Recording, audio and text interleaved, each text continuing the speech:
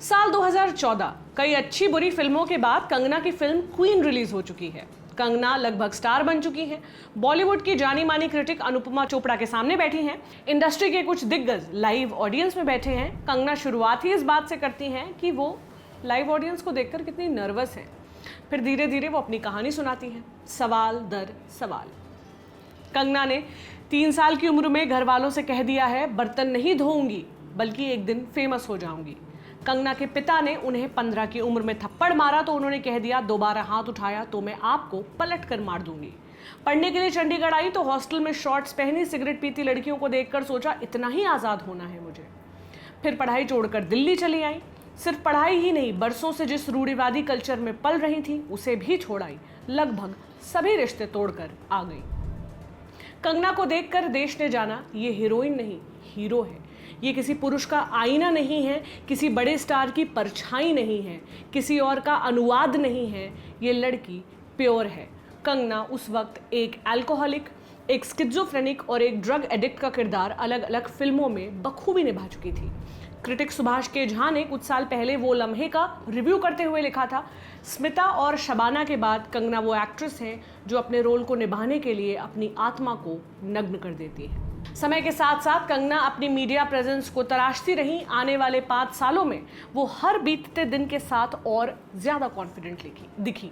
एक समय उन्होंने फिल्म इंडस्ट्री के ताकतवर रोशन परिवार पर खुलकर आरोप लगाए। ये वो वक्त था जब देश का प्रोग्रेसिव धड़ा लगातार कंगना की हिम्मत की दाद दे रहा था। आदित्य पंचोली और अध्ययन सुमन की तरफ से आए स्त्री द्वेषी और स्तरहीन बयानों का जवाब कंगना खुलकर दे रही थी। साल 2017 तक कंगना देश की लड़कियों को आज़ादी और साफगोई सिखा रही थी।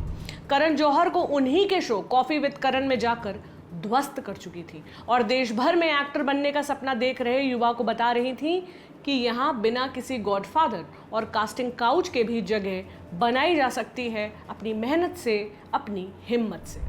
उम्मीद वाली कंगना से मिलिए, उनके कुछ पुराने बयान देखिए। फेयरनेस क्रीम का 2 करोड़ का ऑफर ठुकराने पर कंगना ने क्या कहा था, बचपन से ही मुझे गोरेपन का कॉन्सेप्ट समझ में नहीं आया। अगर मैं ऐड करती हूँ तो मैं युवाओं के लिए क्या उदाहरण सेट करूंगी।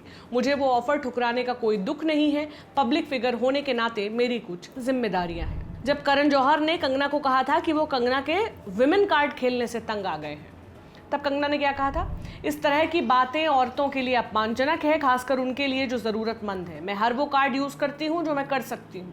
काम की जगह पर बैड-एस कार्ड, घर पर लव कार्ड, दुनिया से लड़ते वक्त डिग्निटी कार्ड, बस में सीट के लिए विमेन कार्ड। ये समझना ज़रूरी है कि हम लोगों से नहीं, मेंटालिटी से लड़ रहे हैं। मैं करण जौहर से नहीं, मेल शोविनिज्म से लड़ रही हूँ। खान्स के साथ काम करने पर क्या बोला था कंगना ने, शुरुआत में मैं एक कन्वेंशनल फिल्मी करियर चाहती थी जिसमें मैं बड़े हीरोज़ के साथ काम करूं, बड़ी हीरोइन बनूं। पर अब मेरे पास खान्स के साथ काम करने के कई ऑफर्स आते हैं, लेकिन जब मैं उनके साथ काम करना चाहती थी तब वो मेरे साथ काम नहीं करना चाहते थे। अब जब मैं खुद अपनी हीरो बन गई हूं तो मैं किसी और हीरो के साथ काम क्यों करूं। भूतकाल से वर्तमान में आते हुए गुलजार का एक शेर याद आ रहा है, उसी का ईमा बदल गया है कभी जो मेरा खुदा रहा था। एक एक्ट्रेस जो ये मानती थी कि फिल्म में पुरुष एक्टर को केंद्र में रखना घटिया पुरुषवादी सोच का प्रतीक है, वो साल 2019 में क्या कहती पाई जाती है। ये तारीफ की बात है कि अक्षय कुमार मिशन मंगल जैसी फिल्म लेकर आए हैं। एक फिल्म जो महिला साइंटिस्ट्स के बारे में है, उसमें अपनी स्टार पावर डालकर अक्षय कुमार ने अच्छा काम किया है। अक्षय कुमार की पॉलिटिकल एफिलिएशन और आइडियोलॉजी किसी से छिपी नहीं है। बीते कुछ समय में चीजें इतनी जल्दी बदल गईं कि कंगना को फेमिनिज्म का झंडा बरदार समझने वाले आज तक इसे एक बुरा सपना समझना चाहते हैं। कंगना का पॉलिटिकल एफिलिएशन एक पार्टी के प्रति बढ़ते देखा गया और धीरे धीरे कंगना वही भाषा बोलने लगी जो उस पार्टी के प्रवक्ता और उनके सोशल मीडिया सेल के लोग बोलते हैं। उनकी भाषा आत्मविश्वास, आत्मसम्मान की न रहकर नफरत और बदले की हो गई। अपना स्टैंड और पॉलिटिकल एफिलिएशन साफ करते हुए कंगना ने मीडिया को अनगिनत वाकये दिए हैं। किसी भी स्टार के पॉलिटिकल फेवरेट्स हो सकते हैं, वो भी इंसान हैं। उन्हें अपनी पार्टियां, अपने नेता के प्रति अपना वैचारिक आकर्षण दिखाने का पूरा अधिकार है, लेकिन उन्हें जिस चीज का अधिकार नहीं है वो है नफरत फैलाना। जो कंगना अपने पिता को तमाशा जड़ने की बात कहकर आई थी, आध्यात्म गुरु जग्गी वासुदेव के सामने उनकी आवाज से फूल झड़ते थे। जग्गी वासुदेव के साथ हुए संवाद में तमाम बातों के बीच उन्होंने अपनी एक फिल्म के सीन को याद करते हुए न सिर्फ लिबरल जमात को लताड़ा, बल्कि गौरक्षा का एजेंडा सरकाते हुए उसे पशु प्रेम का नाम दिया। ये वही जग्गी वासुदेव हैं जो कहते हैं मां के स्तन से नवजात के लिंग के मुताबिक अलग अलग दूध आता है, लड़का हो तो अलग, लड़की हो तो अलग। और ये वही कंगना थी जो सब कुछ थी, जिसे दोहराने की जरूरत नहीं है। कंगना फिल्म इंडस्ट्री में भेदभाव के खिलाफ बोलती नजर आती रही। फिर एक दिन उनका ट्वीट आता है, इसमें वो खुद के क्षत्रिय होने पर गर्व करती नजर आती हैं।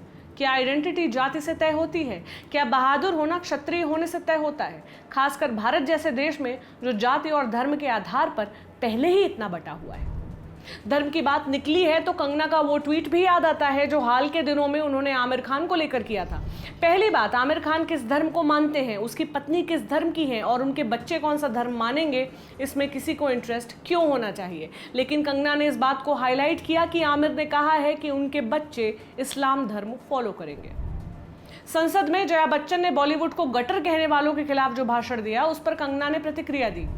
हीरो के साथ सोने के बाद 2 मिनट का रोल, एक आइटम नंबर और एक रोमांटिक सीन मिलता था। मैंने इंडस्ट्री को फेमिनिज्म सिखाया। खुद को फेमिनिज्म का ध्वजवाहक कहने वाली कंगना ने इंडस्ट्री की एक्ट्रेसेस को लगातार बुरा भला कहा, उनकी सीनियर होते हुए उन्हें डीमोटिवेट किया। जिन्हें वो कुछ सिखा सकती थी उनके खिलाफ लगातार जहर घोला। कंगना ने अपनी ही तरह स्ट्रगल करके इंडस्ट्री में नाम बनाने वाली तापसी पन्नू और स्वरा भास्कर को बी ग्रेड एक्ट्रेस कहा। खुद से आलिया भट्ट की अच्छी परफॉर्मेंस पर हुई तुलना को अपने लिए एम्बैरेसिंग कहा। डिप्रेशन पर बात करने वाली दीपिका पादुकोण का मजाक बनाया। सुशांत और सारा के रिलेशनशिप को लेकर उड़ी अफवाह को बिना किसी तथ्य के हवा दी। कहा कि करीना के कहने पर मूवी माफिया गैंग ने दोनों का ब्रेकअप करवाया। इसके अलावा एक भद्र संवाद करने की जगह जया बच्चन से पूछा कि श्वेता का शोषण होता तब भी आप यही कहती। कुछ वक्त पहले बीएमसी ने कंगना को ऑफिस तोड़ा था। देश ने माना कि उनके साथ गलत हुआ था। देखने में तो यही लग रहा था कि बीएमसी ने बदले की कार्रवाई की थी, लेकिन उस पूरे घटनाक्रम में कंगना ने क्या किया? जितनी गलत चीजें हो सकती थी उनसे मुंबई, महाराष्ट्र और बीएमसी को जोड़ दिया। पीओके, तालिबान, बाबर।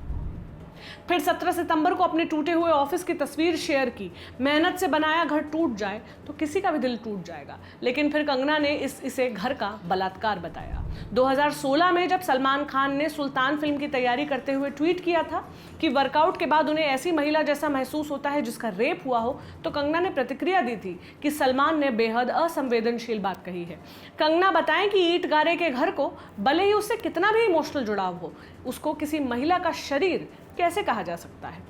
कंगना ने आरोप लगाए थे कि आदित्य पंचोली ने उनका बलात्कार किया था। आदित्य के पास कंगना के घर की चाबी होती थी। उनका इतना डर था कि जब वो आते थे तो कंगना छत फांद कर घर से निकल जाती थी।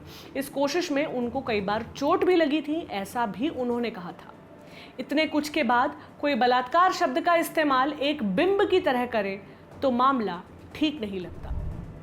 नेपोटिज्म पर बात करते हुए भी कंगना अधिकतर सिलेक्टिव रही हैं। कंगना ने बेशक करण जौहर को लेकर काफी कुछ कहा, लेकिन उनका एक बयान है जिसमें उन्होंने करण जौहर को सलाह दी थी कि वो अपनी बेटी रूही को वुमन कार्ड, बैडास कार्ड खेलना जरूर सिखाएं। तब रूही को पैदा हुए कुछ ही वक्त हुआ था। नेपोटिज्म की लड़ाई में कंगना ने आलिया भट्ट को टारगेट किया कई मौकों पर, लेकिन आलिया के साथ लॉन्च हुए वरुण धवन के खिलाफ उनका एक भी स्टेटमेंट खोजने पर भी नहीं मिलता है। सुशांत केस में सारा का नाम जुड़ने पर कंगना ने मीडिया की भाषा में पसरे स्त्री द्वेष में अपना योगदान दिया।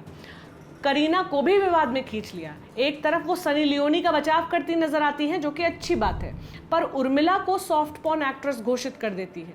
ये कौन सा लॉजिक है जो सनी लियोनी के केस में ठीक काम करता है, लेकिन उनकी प्रिय पार्टी की विपक्षी पार्टी की सदस्य उर्मिला को देखकर सांस्कृतिक नैतिकता में बदल जाता है।